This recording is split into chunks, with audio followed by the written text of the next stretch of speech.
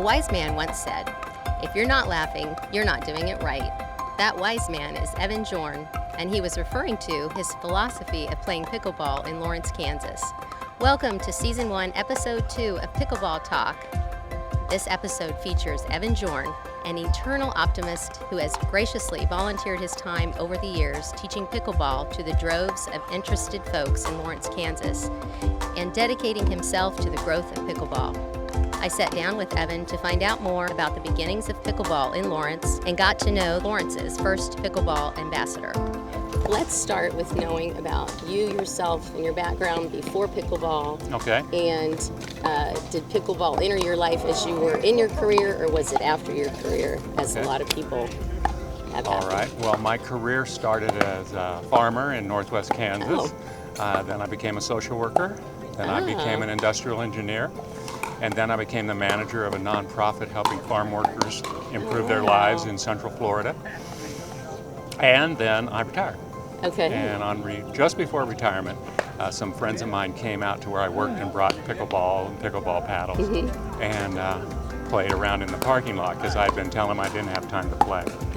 Well, I didn't have time to play. It sounds like it. After I retired, I moved up here from Florida and I was looking for pickleball, and I found the senior center had bought a net, no way to hold the net up, 4 wooden paddles and some balls, and invited people to come to the senior center, the second floor, and play. So I found 3 people down there playing, and 2 of them are still playing today, and me. Anyway, we just hit the ball around for almost a year. It wasn't big enough to have lines, the ceiling wasn't high enough to keep from hitting the ceiling all the time. So we just hit the ball back and forth like kids learning to play, learning to play catch. Right. And then a year after that, so now we're talking about 2008, I learned that it was part of the Sunflower Games now, pickleball was. So I thought, well, it's time to learn the game. So went to Topeka, played 2 different times, entered the Sunflower Games. Nobody was very good back then.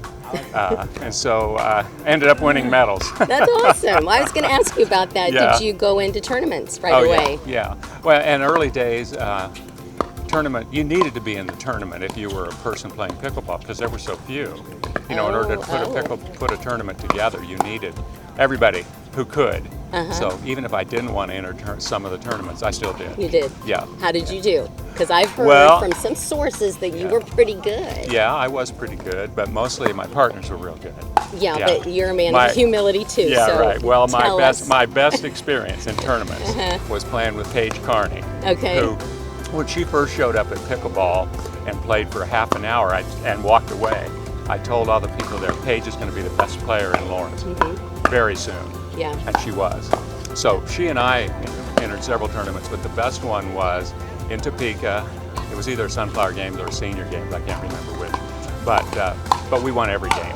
Oh, wow. Yeah. So that was really satisfying. That was really satisfying. I bet. And of course, but like I say, it was mainly due to Paige because Paige was a much better player. And there's this thing in pickleball, it still exists to this day. In a mixed doubles game, most of the shots are going to go to the woman. Yeah.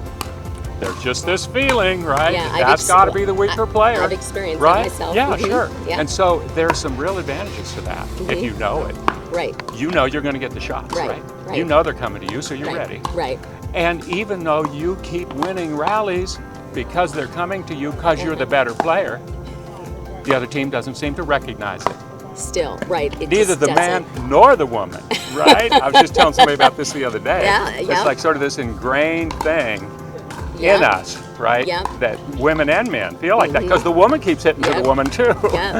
Anyway. So I take away from that, I need to get better because I need to that'll help. strategize. That'll help in your mixed games. That is my goal, Evan. That is my goal. So that was Paige winning that medal for me. I've met her before and she's lovely. She's great. So hopefully we'll have her on here too. She taught pickleball in Lifetime Sports in schools here in Lawrence for years and years. Oh, okay. But never played any adult pickleball until she heard that we were doing it and then found us, and then she became, as I said, well, she was the best player in Lawrence for quite a while. Well, now we've all gotten older. I've seen her play though. I've seen you play, and I don't think age has anything to do with ability. Obviously, as we've seen. So, Okay, we talked about tournaments and where you've played and the history. So what would you say your contributions overall, and I know you're a man of humility, so you won't speak about these, too much, but, I know that you've contributed a lot, and I know that those around us in Lawrence know that you've contributed a lot. What would you say are your top three, proudest things that you've been able to pass on to the game here in Lawrence? Well, I suppose getting a lot of people playing and teaching them. Yeah. I've taught hundreds of people to play over all these years. And and encouraging them to have fun. That, play and have fun, enjoy it. That's my main thing. And because I do that, it rubs off on people. Right. Yeah. So that, and then growing facilities. Yes. You're sitting on 8 pickleball courts that not that long ago were 2 tennis courts. Tell me about that, because you did get this to happen out here. Well, the basic progression was from the senior center. We got kicked out of there because they needed the room for income taxes. We went to East Lawrence Center, where they had no lines painted, but we taped them every time and took the tape up, but we played, and started to grow. And the next thing was Holcomb Park. We put pickleball lines on 2 tennis courts. Yeah. Yeah. And then came this, where we played on 2 tennis courts still, putting our tape down. And then eventually got them convinced to put 4 of these here. And how that really came to be was we were pushing for it, and it wasn't moving forward. And finally, Ernie Shaw, the head of Parks and Rec at that time, said, okay, we'll do it, but we won't spend more than $10,000 on it. And so they got bids, and it was $12,500. And he called me. I was out in Oberlin, my hometown, at the county fair. He called me and said, "Okay, we got this bid. We'll spend the 10 if you guys will get the 2,500." Wow. I said, "Ernie, we'll have the 2,500 by the time I get back to Lawrence on Monday." And we did. We had more than that. Oh, I'm sure. People wanted it so badly. $50, $100. It didn't take time at all to get that 2,500. And before long, here it was. Yeah. Then the years went by. Sport Pavilion Lawrence was built. 8 courts inside. Great to be able to go inside, but still challenging to play with all those conflicting lines and everything. Right. And pickleball's an outdoor game. It really is. All the tournaments are outdoors. Yep. It's an outdoor game. Yep. People who have only played indoors don't think so, right? They're hooked on it. They're hooked. They don't like the sun. They don't like the wind. They don't like the lack of air conditioning. But it's an outdoor game. Right. So eventually, there was no tennis being played here. None. And if we saw a tennis player come, I say none. I tend to overstate saying.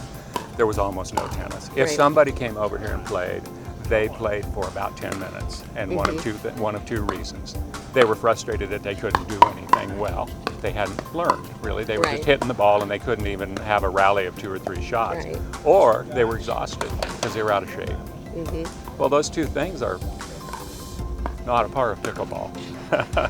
Right? You can come out here and play for 2 hours, have a great time, get a decent workout, learn, get better, or not, whatever you want. You can learn it in 5 minutes and play and have fun, and you can spend a lifetime getting better if you want to. Or you can just keep playing. But you can play. You don't have to come out here and you can't hit the ball back and forth. You can hit the ball back and forth. So anyway, convinced them, and this was only less than a year ago that these were completed, so that this turned into 8 instead of 4. Yeah. And now we're at a point where we need more. We absolutely do, because I've been out here on several occasions, and this has been packed, and there's actually people waiting now out here.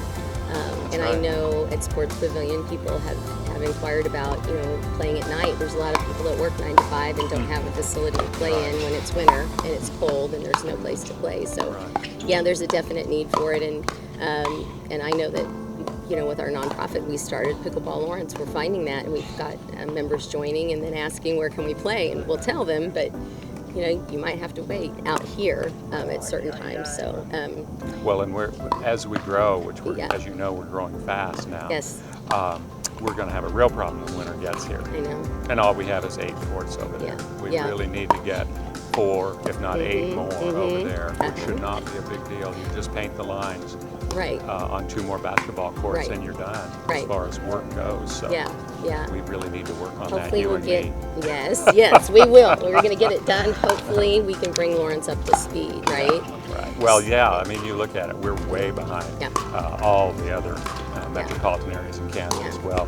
Maybe we're ahead of Manhattan, but Johnson County, all the communities, Wichita, Emporia. Topeka, and even Emporia are way just ahead of us in yeah. facility. Yeah, yeah. So, okay, so let's kind of conclude this with this question. Then, where do you see the future of pickleball going? Here in Lawrence first, what would you see? What would be your, your goal or your dream for Lawrence? What would you see? Well, I'd like to see something like that newer outdoor facility in Lenexa. Yeah. Lots of courts, fences in between them, Yes. enough space around to really play. Yes. Enough courts that you could have major tournaments. Wichita, for instance, is building Right. a Pickleplex with a center court covered. Yeah. Stadium seating, right? Yes. They're that's- really moving, and Yeah. we're not. So that would be wonderful if we Yes. could move in that direction, and then just keep building more and more people, more people playing, getting healthy, having fun. Right. Well, and I've heard you say, if you're not having fun, you're not doing it right. Yeah. Is If that- you're not laughing, that's You're right. not If laughing. you're not laughing, you're not doing it right. You're not laughing. Marcelo you're knows not, that. Right. You're not laughing. You're not doing it right. I Yeah, love that. yeah. So we will end on that note, and we want to all thank you though from the bottom of our hearts, because I know what a joy it's brought to my life, and hopefully we'll have more stories like the ones that we've started sharing about how pickleball has impacted people's lives. Well, Gary. And I'm so glad you were actually my teacher, my very first and teacher. you've told me that, and I don't really remember. And that's okay. Were you the one that showed up and you didn't even know that we were having beginner instruction Yeah, that day? probably, Yeah, there was probably. somebody like that. Yeah. But you're really, like I said, I've taught so many But people. well, the nice there'll thing be is 10 here today. Right. So There yeah. were 10 here on Wednesday, 10 So- inside on Wednesday. And Evan is still he is very involved in still doing the beginning courses, classes. We have him on Saturday mornings at 9 here at Lions. Right. And Wednesday at 9 inside. At Sports Pavilion. So if anyone's watching this and wants to get involved with pickleball, it's easy to start playing. Difficult to master, as we know. Right. But it's easy to play, and it brings so much joy into lives. So thank you so much for You're joining welcome. us. All right, We thank so you. appreciate it.